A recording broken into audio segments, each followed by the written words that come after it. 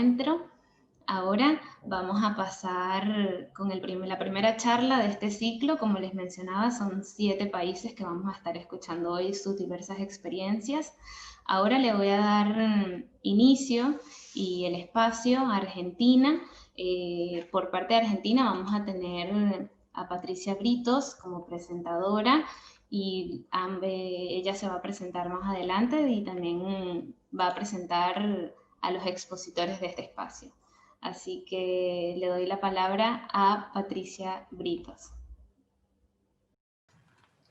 Hola, buenas tardes a todos. Mi nombre es Patricia Britos, soy la vicepresidenta de APADEA, mamá de Martín y de Facundo. Martín tiene 8 años y tiene autismo.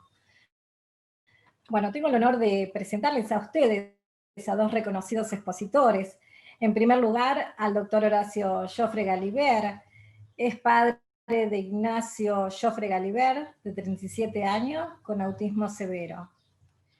Graduado en Derecho en la Universidad Católica Argentina, abogado UCA, con posgrados y especialización en Derecho Societario y ONG. Maestría en Cooperación Internacional de la Universidad Nacional de San Martín, diplomado en Responsabilidad Social Empresaria y en organizaciones EAN, Educación Universitaria para Emprender. Es docente en la Universidad de Buenos Aires, UBA, Derecho, Medicina y Ciencias Económicas, en la Universidad de San Isidro. Es fundador, presidente de ALAFE, Autismo Latinoamérica Federación, de APADEA, de FADEA, la Misión Fideicomiso y de APNA. Es miembro titular del Comité Asesor y de la Agencia Nacional de Discapacidad. Miembro titular del Consejo Consultivo Honorario de Salud Mental y Adicciones. Doctor, le damos la palabra. Muchas gracias, Patricia. Muchas gracias, Mario. Por supuesto, Karen, Arantxa, como con su juventud realmente organiza estas cosas y coordina. A Lorena, nuestra querida Lorena, que hoy se hace esto un poco por instancia de Ecuador, justamente. Gracias, doctor Mario, un gusto. Así que vamos a ir directamente al PowerPoint. Vamos a contar un poquito cómo está en la Argentina la certificación, básicamente en los aspectos legales, jurídicos, y la consecuencia social, un poco de todo esto. Así que bueno, muchas gracias. La que viene, en todo caso. Adelante, Arantxa. El marco legal, en realidad, la próxima, por favor. El marco legal, en realidad, tomamos directamente el año, curiosamente, la dictadura militar en la Argentina. En el año mediados de marzo del 81 se dicta esta ley, la 22.431, Sistema de Protección Integral a los Discapacitados, ¿no? Se hablaba así en aquella época. No nos fuimos para atrás porque si no tendríamos que ir a 1820 más o menos cuando se inicia esto, pero dado el poquito tiempo que tenemos no vamos a hacer historia hoy, pero sí esta ley fue el primer marco legal en discapacidad en Sudamérica, y eso marca un hito importante. Y la verdad que fue una ley muy bien organizada en ese momento. Luego estuvimos en una larga lucha porque no lográbamos que las obras sociales, los seguros sociales, para los entendidos un poco, nuestro sistema, queridos hermanos latinoamericanos, acá tenemos obras sociales donde vos trabajás, pagás un aporte y de acuerdo a la actividad que realizás, tenés una obra social. No podíamos cubrir los costos, entonces empezamos a luchar todas las instituciones y tuvimos la oportunidad en el año 96 de sancionar la ley que aparece en su reglamento en el año 97, la 24.901, que fue la más grande conquista que se logró, porque es la ley del bolsillo, la bautizamos la ley del bolsillo, porque ¿qué significaba esta? Que probada que sea la discapacidad, le corresponde el 100% hay que pagar todo, todo, no importa cuánto, si es $1.000.000 por segundo, será $1.000.000 por segundo. Entonces esto es inédito en el planeta que una ley diga esto. Obviamente que las obras sociales, cuando íbamos, no pagaban, entonces directamente la vía judicial, así que tuvimos que aprender un poco la judicialización para poder tener nuestras prestaciones en los estrados judiciales. los propios abogados tuvimos que aprender a ejercer los derechos y las personas con discapacidad hoy por suerte están gozando de esos derechos. De tal manera que para no ser tan tedioso esta cuestión legal, jurídica, el artículo 10 de esta 24901 decía un poco que la discapacidad debe ser acreditada conforme lo establecido, bueno, en la ley anterior, que era la 22.431, y leyes provinciales análogas. Esto es sencillamente por el sistema federal que tenemos en la Argentina, que no vamos a detenernos a explicar. Nosotros funcionamos con 24 distritos, que son provincias y la capital federal, o sea que la forma iba a ser mediante un certificado de discapacidad. Bueno, aparecen los decretos reglamentarios para aplicar esta ley, básicamente el 1193, que es la 24.901, no es que se derogó la anterior, se complementan estas dos legislaciones tan importantes para nuestro país. Y entonces en este decreto se determina que va a ser el Ministerio de Salud de la Nación el que va a elaborar la normativa y la evaluación de la certificación de la discapacidad. Entonces este certificado se van a otorgar a las personas que supuestamente en los casos que no se ven y las personas con discapacidad van a estar evaluadas por una junta, ¿sí?, evaluadora interdisciplinaria. ¿Y qué va a contener un poco esta evaluación, este proceso? Dos cuestiones fundamentales. Primero, el diagnóstico funcional, que ahora lo vamos a ver un poquito más descriptivo, y segundo, la orientación, cómo hay que hacer, fijada que esté la discapacidad, que lo iba a hacer el médico tratante, le corresponden todos los beneficios, le corresponden pagar absolutamente todo lo que la persona necesita. Hay otros decretos de la Presidencia de la Nación en ese momento, bueno, que le da el Servicio Nacional de Rehabilitación. Los que conocen Buenos Aires y los que no conocen, está cerca del Estadio de River, es un predio de 4 manzanas, de 4 hectáreas, donde funcionan muchas cosas respecto a las cuestiones sociales, sobre todo la discapacidad. Y allí existe la Dirección Nacional de Política y Regulación de Servicio, hoy se llama así, que vamos a escuchar después a Susana Underwood justamente sobre esta cuestión. La responsabilidad de gestionar qué se le da a esta repartición pública, porque ahora vamos a ver que se van a mezclar un poco las competencias y va a haber intercompetencia entre varios organismos. Por un lado, el Ministerio de Salud, por otro lado, se va a crear entre una ley, entre el año 81 y el año 97, que se pone en ejecución el decreto y el 98 para aplicar la 24.901, que es la ley más importante, la ley del bolsillo. Ahí, durante la gestión del doctor Alfonsín, bueno, en el año 85-87 nace la CONADIS, hoy denominada la Agencia Nacional de Discapacidad, y esa Agencia Nacional de Discapacidad es la que interviene con esta competencia en la Dirección Nacional de Políticas y Regulación de los Servicios, y que tiene a cargo registrar, es decir, hoy es todo digital, todo automático, inmediatamente este registro funciona de la discapacidad. Bueno, la convención en principio y hasta el día de hoy no contradicen nada esto y nuestro ordenamiento jurídico más o menos se adecúa al ordenamiento, a las prescripciones de la... Si no, las otras cosas hubo que modificar, que no es el momento de explicarlo ahora. Por último, hay más resoluciones que van adecuando el funcionamiento de la certificación, de tal manera que la Argentina adhiere al CIF, como esta cuestión tan conocida, que es la clasificación internacional del funcionamiento de la discapacidad y de la salud, y que básicamente apunta a clasificar y a codificar la discapacidad con una serie de elementos, bueno, y factores que después lo vamos a ver también muy rápidamente. De tal manera que se crea el modelo único de discapacidad, el nuevo modelo, el único de discapacidad y protocolo, para cómo se va a evaluar. O sea, se va modificando, que no nos vamos a detener en esto, la certificación de la discapacidad, cada vez más moderna, incluso más digitalizada. Adelante, por favor.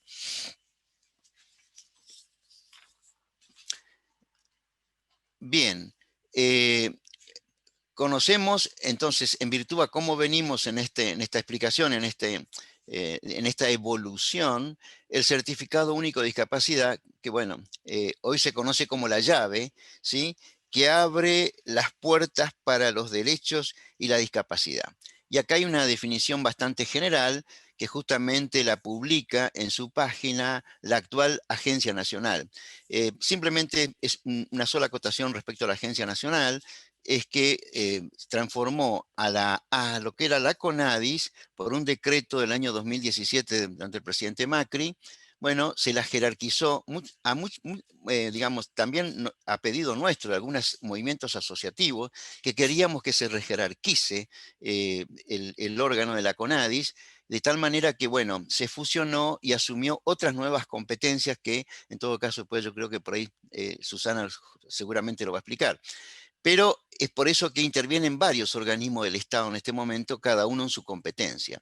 Hoy podríamos decir con esto, como la ANDIS como entidad rectora, digamos, de la discapacidad en el país, en su página publica esta definición que estamos todos de acuerdo, es unánime, aceptada. Es un documento público, y esto es muy importante, que es válido en todo el territorio nacional y permite básicamente ejercer los derechos, dos cosas, ejercer derechos y estar dispuesto para acceder a las prestaciones, que toda esta normativa es lo que decíamos que deben darle todo lo que necesitan las personas con discapacidad. Por lo tanto, también se explica esto en que cómo se accede a esto, a través de una junta evaluadora interdisciplinaria, que se determina, como dice acá, si corresponde o no entregar el certificado a la persona que lo solicita. ¿Qué criterios se toman para esta cuestión?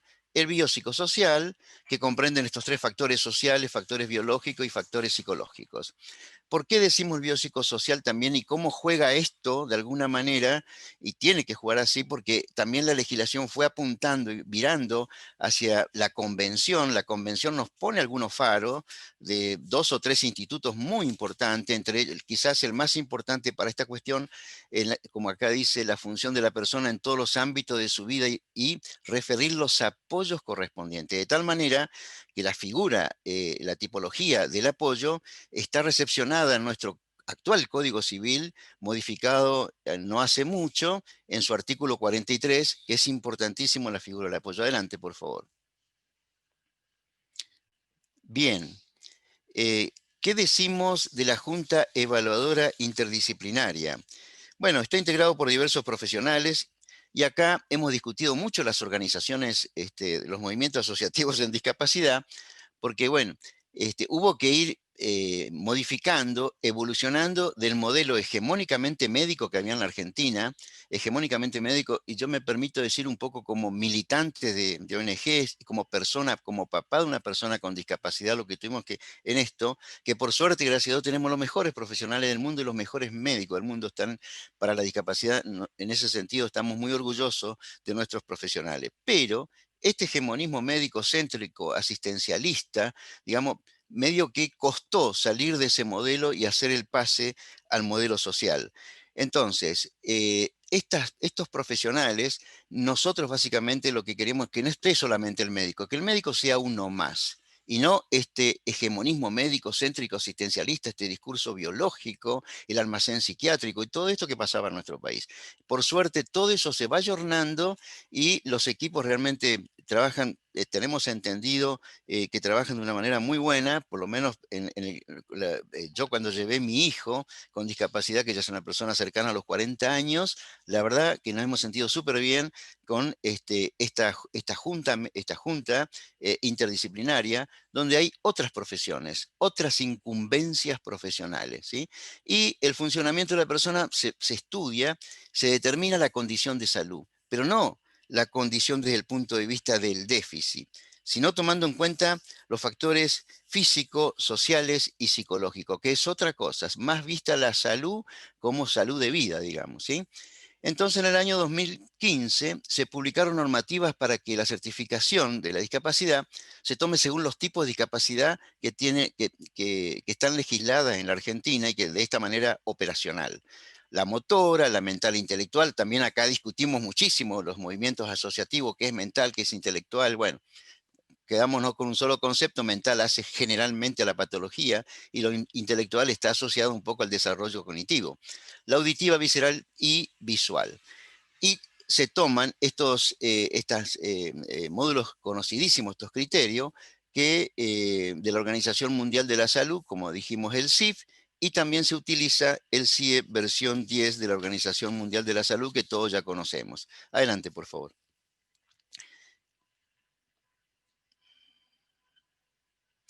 Quería mostrarle, este es el último certificado de mi hijo, que que nosotros fuimos testigos cómo fue esta evolución por la edad que tenemos, por la edad que tiene mi hijo, como digo. Este es el cuarto certificado de mi hijo Ignacio, con lo cual hemos visto toda la evolución de cómo se certificó en la Argentina y al momento de hoy, este fue el año pasado, junio del 2019. Entonces, y acá funciona también nuestro sistema federal y tiene el marco legal que decíamos al inicio, acá se empieza a aplicar. Entonces, fijémonos, por ejemplo, nosotros el domicilio de mi hijo está en la capital federal. Por lo tanto, corresponde que la jurisdicción sea la ciudad autónoma de Buenos Aires, con lo cual vemos acá en el margen superior izquierdo que el que otorga este certificado es el gobierno de la ciudad de Buenos Aires. La Junta Evaluadora de Discapacidad es del gobierno de la ciudad de Buenos Aires. Bueno, el certificado lo podemos dejar a todos los colegas latinoamericanos que lo quieran compartir, es público. Como decíamos anteriormente en la definición quedó súper claro que es un documento público, como decía, válido en todo el país para ejercer los derechos y poder acceder a las prestaciones. Este es un...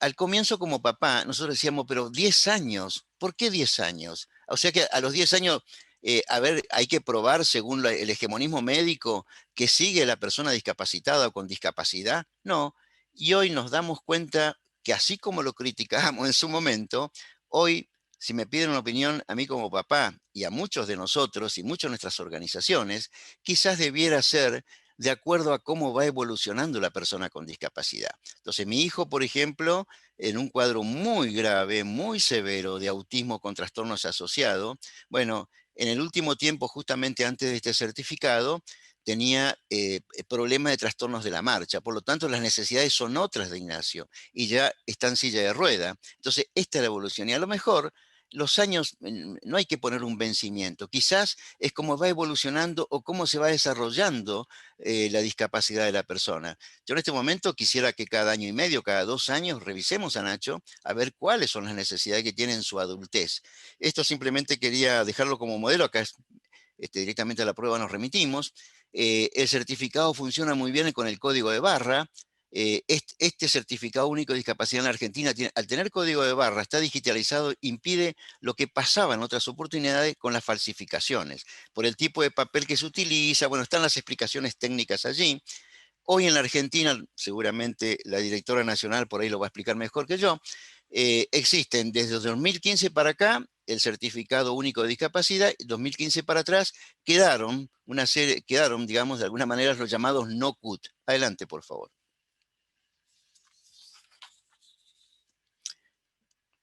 Bueno, hay una serie de resoluciones, como digo, donde interviene el Ministerio de Salud con los criterios que aporta, por un lado, las políticas públicas en general, e interviene la ANDIS como órgano rector, y por eso explicaba un poco las competencias, más las jurisdicciones provinciales, y creo que empieza a funcionar de una manera federal, cada uno en su región, la expedición. Y la Agencia Nacional como órgano rector comienza a tener más relevancia, que bueno, también fue evolucionando al comienzo, más bien a la normativa, hoy ya tiene una relevancia, tiene mucha incumbencia y tiene más visibilización como órgano rector de la discapacidad, de tal manera que sus resoluciones hacen directamente a todo el colectivo de la discapacidad y a los distintos movimientos asociativos que tenemos que aprender y acompañar la gestión, digamos, de nuestra agencia nacional. Bien, ahí están esto está en internet, se puede consultar perfectamente cuándo son los vencimientos, cómo se renuevan. Está muy bueno, como decía, renovar el certificado y directamente y cómo se pueden adecuar. Lo bueno de estos certificados también, además de esos beneficios que decíamos, el código de alfanumérico, que si bien parece difícil, pero es una cuestión muy profesional, muy técnica, pero inmediatamente ubica mucho más rápido el tipo de discapacidad de la persona con discapacidad y mucha mejor performance, digamos, para ver qué se hace con la persona, porque además los criterios que toma también son importantes, ¿no? Lo funcional, todos estos criterios, etcétera, etcétera. Bien, ¿qué estuvimos haciendo en la pandemia? Bueno, nosotros como asociación de padres y como movimiento asociativo en la Argentina, lo primero, somos 1000 familias dentro de toda la agrupación APADEA, que somos 5 entidades, 2 asociaciones civiles, una federación, un fideicomiso, y también funciona allí al AFE mismo. Entonces, lo primero, con nuestros equipos técnicos de todas las incumbencias interdisciplinarias que por suerte tenemos, sobre todo mucho la pedagogía por el tema de todo lo que es cuestión de integración escolar, escribimos y publicamos una guía, donde la primera parte de la guía es justamente, tuvimos como inflación normativa. Para los que son abogados se pueden divertir mucho porque hay muchísimas normas. Fíjense acá nomás que yo cité algunas, esta inflación normativa que hubo, unas con otras, etcétera, no fue fácil, ni para el mundo de la abogacía y menos directamente para los que no conocen el derecho o que cuesta más entender. En definitiva, conclusiones. Vamos a dejar 2 o 3 ideas. La discapacidad en nuestro país se evalúa por esta junta interdisciplinaria que decíamos y se certifica, como ya lo explicamos. Y esa certificación, ¿qué incumbe? Bueno, faculta el ejercicio de los derechos y también un poco gozar de los derechos, obviamente, a la persona con discapacidad. Y el acceso a las prestaciones. El CUT, por lo tanto, no afecta, porque a veces también los papás se preguntaban, bueno, ¿para qué un certificado? A lo mejor él tiene un negocio, firma obligaciones. No afecta para nada la capacidad jurídica de la persona con discapacidad, en absoluto. No, es decir, su aptitud para ser titular de derecho lo puede seguir teniendo perfectamente. Las juntas evaluadoras multidisciplinarias nos encargamos los movimientos asociativos de dejar bien claro, es una junta multidisciplinaria, la propia Andis también nos dice a veces esto y es muy bueno, ¿sí? Que vayamos corriendo el modelo hegemónico médico al modelo social. Es simplemente este es el argumento, por eso decimos multidisciplinaria, decimos siempre a los papás, y no médica, que es el modelo social de la discapacidad. Finalmente, queremos decir también esto en la cátedra, en los posgrados de discapacidad, de derecho, ¿sí? ¿Qué encontramos? Que el marco legal en la Argentina es riquísimo, es amplísimo. Bueno, si tenés un tema de autismo, por ejemplo, en la provincia de Buenos Aires, hay seis normas que hay que sortear o complementarla o hacerla jugar. Incluso con mucho de estas normativas que tenemos en la Argentina se superponen unas con otras. Entonces, a veces es muy difícil, muy complicado poder entender todo este plexo y cómo juega toda la normativa en la Argentina. Pero insisto, es muy rica y hay que especializarse, digamos, en qué escoger y cómo hacer jugar la normativa. Por eso también es central el rol de las organizaciones, de nuestras organizaciones, en la operatoria y somos los que más presionamos por el cumplimiento y sobre todo esta armonización con los derechos humanos, porque en nuestro país, bueno, la discapacidad está en nuestra constitución y, bueno, y corresponde un poco a los derechos humanos. La incidencia de la sociedad civil en las políticas públicas como respuesta acorde, y acá es todo un tema que se da más para el debate. ¿Qué son las políticas públicas? Bueno, una definición podría ser, son las respuestas que tiene que dar el Estado, ¿sí? A las necesidades del pueblo o de la población. Y en esto a veces nos preguntamos, en este tipo de cosas, sobre todo en la discapacidad, ¿hay políticas públicas por un lado? ¿Hay operatividad? ¿Hay gestión y nexo entre el Estado y las cosas del Estado y la legislación, la sociedad civil? Bueno, esto creo que es un gran debate.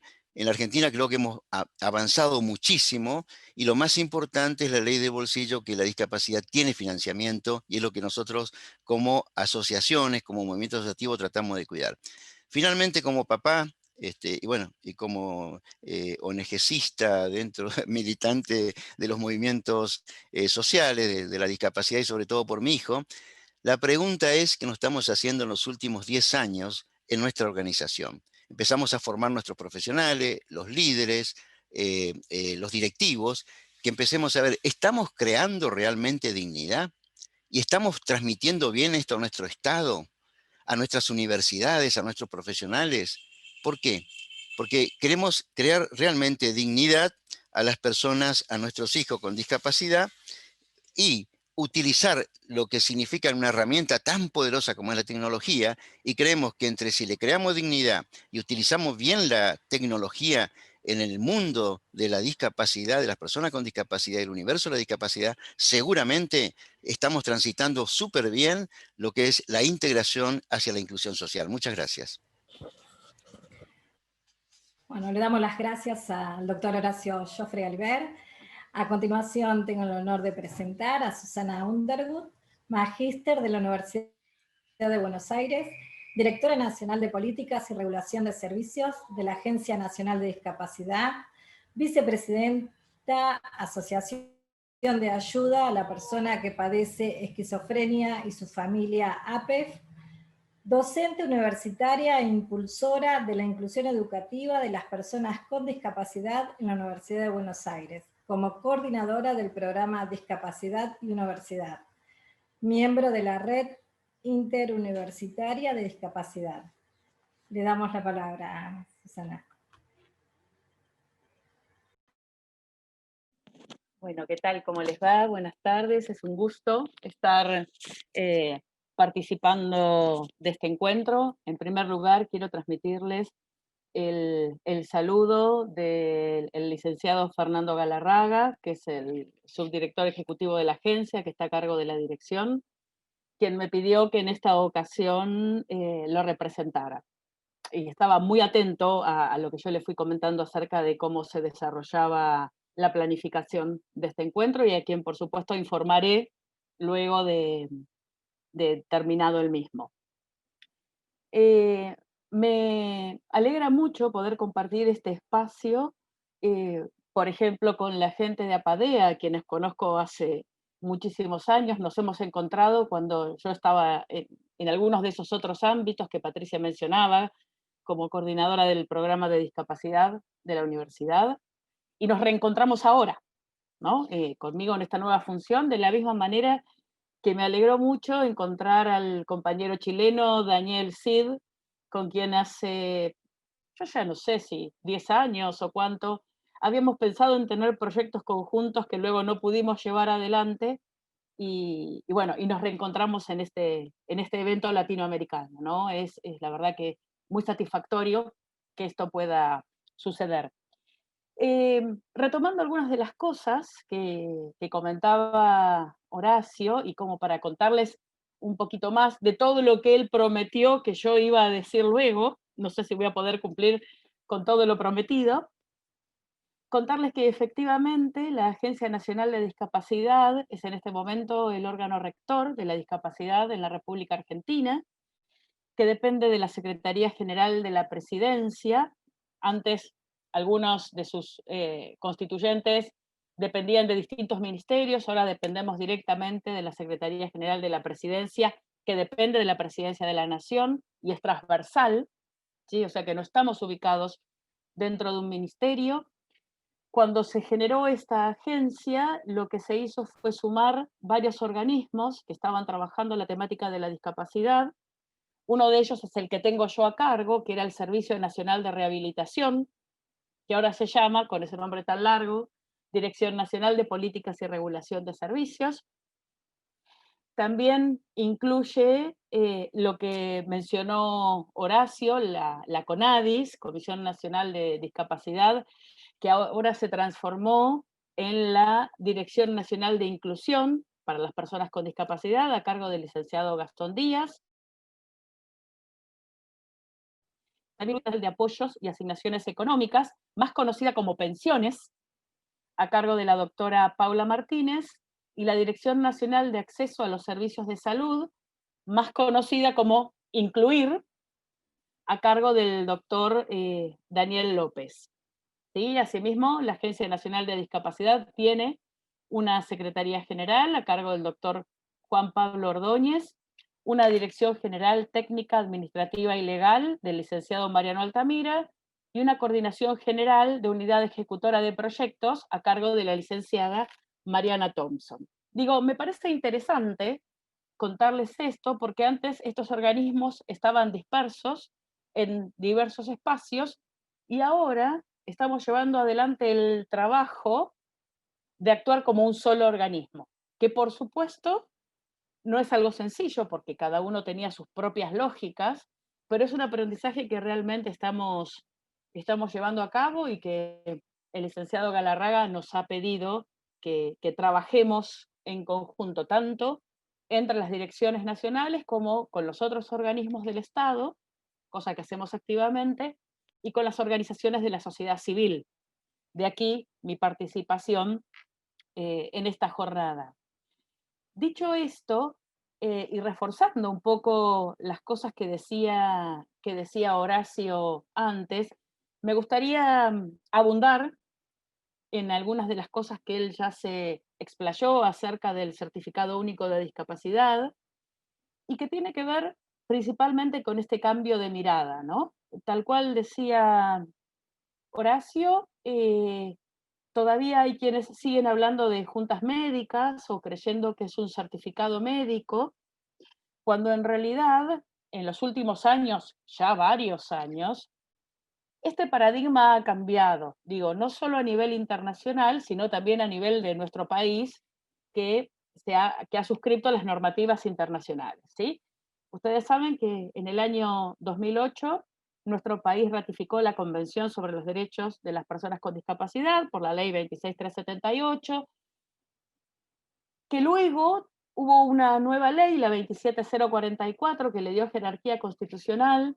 A mí a veces me gusta decir que había toda una discusión acerca de si la convención tenía jerarquía constitucional o no, y muchas veces esa discusión estaba dada por una cuestión de negar derechos. Entonces hizo falta esta nueva ley, la 27044, para zanjar todas las discusiones. Tiene jerarquía constitucional, ¿sí? Esto me parece que fue un hecho importante que se llevó a cabo en el año 2014. Entonces, esto que estamos diciendo, ¿no? Que la discapacidad deja de ser sinónimo de enfermedad, porque muchas veces, y retomando justamente lo dicho previamente, muchas veces las personas no entienden por qué tienen que renovar su certificado, por ejemplo. Especialmente si estamos hablando de alguna situación que es irreversible desde el punto de vista de la salud. Y me parece muy interesante resaltar esto que dice la CIF, esta clasificación internacional que ya fue mencionada. Dos personas con la misma enfermedad pueden tener diferentes niveles de funcionamiento, y dos personas con el mismo nivel de funcionamiento no tienen necesariamente la misma condición de salud. Por ello, el uso conjunto aumenta la calidad de los datos dentro del ámbito sanitario, dice la CIF, yo diría del ámbito en general, ¿no? Entonces, a ver, un certificado de discapacidad para menores de 6 años se expide por una duración máxima de 5 años de validez, ¿sí? Y en niños mayores de 6 años por un lapso máximo de 10 años. No quiere decir que todas las personas mayores van a tener un certificado que vale 2 años, sino que ese es el lapso máximo que puede tener. Porque claramente la situación, como ya fue dicho antes, de la persona puede ir cambiando. Digo, y esta es una discusión que en la Argentina, todavía, más allá de que nosotros como organismo rector sostenemos esto, y que las asociaciones de la sociedad civil trabajan muchísimo en esto, la verdad es que lo que nosotros vemos es que todavía falta muchísimo conocimiento al respecto. O en todo caso está el conocimiento en el sentido de leí la ley, pero no el conocimiento hecho carne, o sea, el saber, ¿sí? A ver, ¿cómo se obtiene el certificado médico? Perdón, el certificado de discapacidad. Justamente hace falta un certificado de un profesional que hable de la condición de salud, pero no solo eso, digo, en el llenado de las planillas, que si ustedes consultan la página de la agencia, pueden poner www.andis.gov.ar y ponen CUD, Certificado Único de Discapacidad, podrán ver los distintos tipos de planillas que están vigentes para cada uno de los tipos de discapacidades. Lo que ustedes van a ver es que se evalúan muchas más cosas.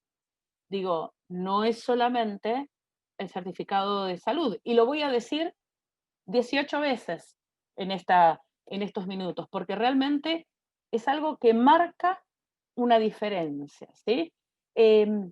Como bien les comentaba, que la CIF habla, digo, podemos tener una persona, quizás acá muchos de los que están aquí trabajan en temas vinculados con el autismo o con los trastornos generalizados del desarrollo, y que me podrán decir, bueno, pero es una situación que puede persistir a lo largo de muchos años, pero como bien ya se dijo, la situación del individuo cambia a lo largo del tiempo y cambia, puede ser que mejore o que empeore por distintas circunstancias, porque haya diferentes comorbilidades que aparecen, porque la persona que no tenía un trabajo ahora lo tenga, porque en una determinada etapa este certificado prevé que para aquellas personas que lo necesitan pueda haber un acompañante incluido. Esto tiene que ver con algunos de los derechos a los cuales da el certificado de discapacidad, que tiene que ver con, por ejemplo, la posibilidad del uso gratuito del transporte público. Entonces, en un momento de su vida puede requerir acompañante y en otro momento de su vida no. Por lo tanto, nosotros promovemos fuertemente el hecho de que el certificado deba ser renovado, lo cual incluye que, a ver, hay algunas personas incluso que insisten en que el certificado tendría que ser de por vida, y la verdad es que nosotros sostenemos que no, justamente por todo esto que les decía. De esos certificados que se habló previamente, que conocemos coloquialmente como no-CUD, algunos de ellos estaban dados de por vida. Y la verdad es que lo que nosotros esperamos es que en algún momento esas personas, más allá de que su certificado diga permanente, esas personas decidan recurrir a tener el certificado único de discapacidad. Porque por otro lado, en la República Argentina, digo, es el instrumento oficial que ha ido reemplazando algunos de los otros provinciales que había, que por supuesto no da cuenta de la cantidad total de personas con discapacidad que hay en nuestro país.